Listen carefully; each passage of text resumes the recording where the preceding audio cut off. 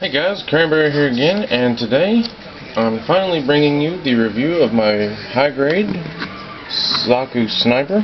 This is from the Universal Century line. And the first thing you might notice about this is it's painted. Also, the seam lines have been removed. So let's get into the review. We'll take this out just for now,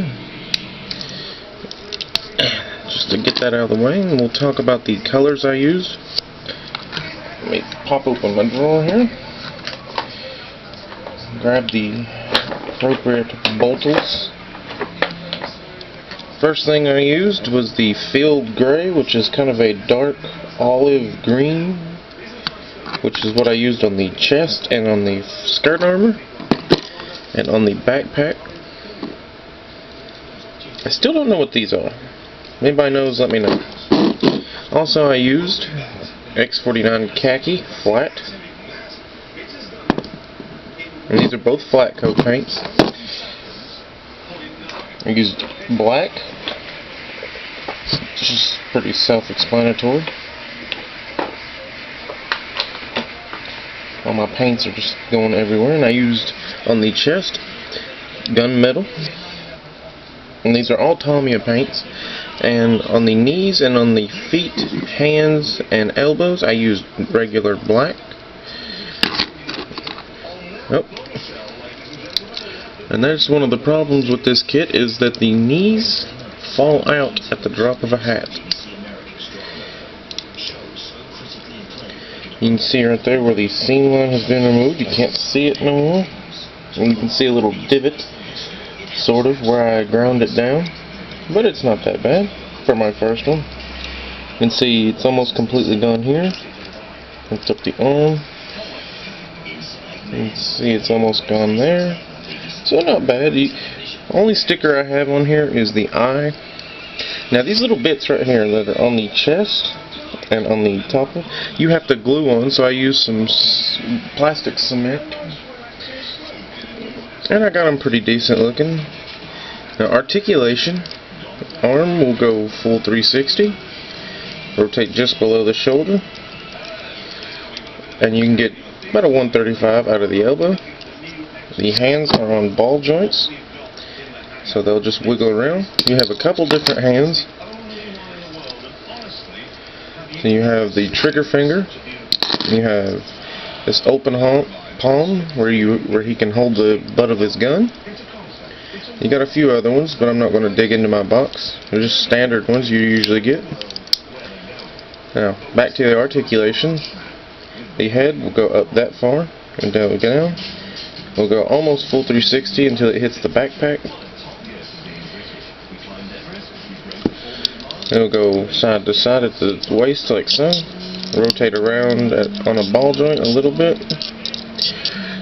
And these side skirts will come up that high, front ones will come up that far if you separate them. And when you do that, you can get the leg up and do almost about a 135 out of the knees as well. You can get it up that high.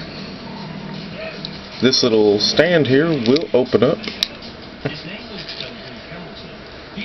There we go. And that's for him to kneel down on when he snipes. And right here on the foot, you can go forward and back in two places. It's actually on a hinge, if you can see that moving like so.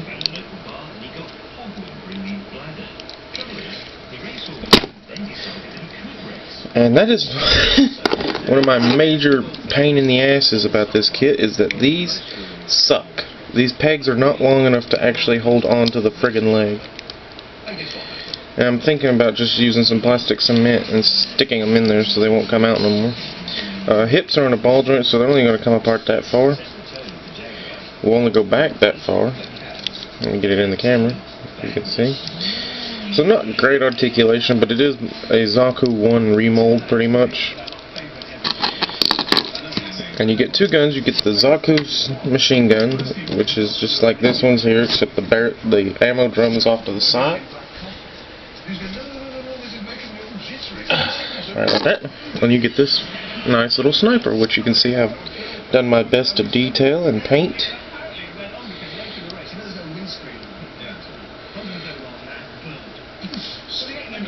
It looks pretty good.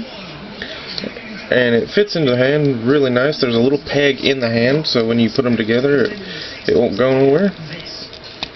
There we go. And this little cable on the backpack, you can disconnect up here and plug into this little hole, but I'm not going to, because it's, well, we'll try it and see if we can get in there. And this is a fabric over a wire, so not too bad.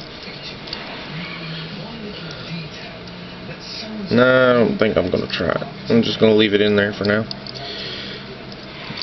But talking about this hand though, it goes right there. And it can kneel down. Let's see if I can't do it here.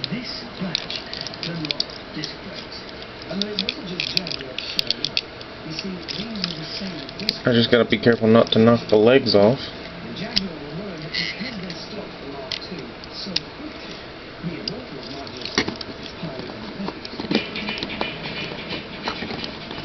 And see, that works pretty nicely.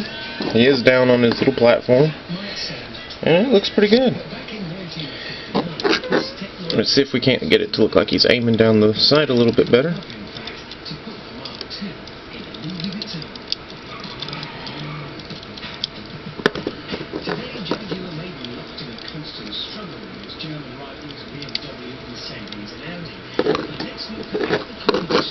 No, that's one thing about this kit. It doesn't really look down the sights too well, or either I'm just doing something wrong, but overall, I really think this kit looks nice, and it's really worth getting if you like zakus, or if you're just a Universal Century collector. This is a must get. I'd give it at least a 6 out of 10. It's one of my lower scores so far, but that's just for mainly the gripes of some parts, like the knees here being crap. But don't let that defer you from getting it. If you like the way this thing looks from my video, definitely get it. It's definitely a fun little kit if you're going to paint it. The only reason it took me so long to get is because I had like 8 different kits arriving at the same time. And we'll go ahead and do the size comparison with its counterpart, the real grade Zaku 2. And you can see they're pretty much equal head height, even with their antennas. If not, this guy's a little bit taller. No, they're about the same. Yep, they're the same. Antennas are the same height.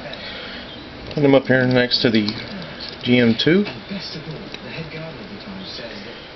You can see they're all pretty much the same height. Well guys, that's been the review of my Zaku 1 Sniper. And I hope you enjoyed it. I hope you like my paint scheme. And if you want to see more videos, just hit like, hit dislike if you don't. I don't care if you do or not. Leave a comment. I always love reading them, and I really appreciate people's feedback. And please subscribe to me. That's also appreciated as well, and I'll see you all at the next video.